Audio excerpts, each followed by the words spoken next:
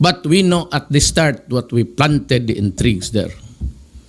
I am just as, well, not really. I've learned a lot during my prosecution days. We planted evidence. Ay, sa tingin mo, another round of maleta na po pa rin ba ito for against you?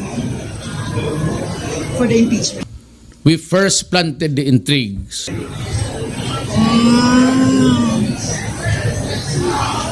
Antayin natin, tapos kunan natin ang picture, tapos ilabasan na naman natin yung pictures kung merong mga bagong maletas na lalabas.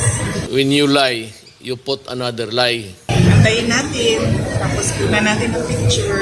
to cover this lie. Then to cover this lie, you put another Bagong maletas na lalabas. lie. To cover this lie, patong-patong na yan. Pag kinunan mo ng isa lang bumagsak yan,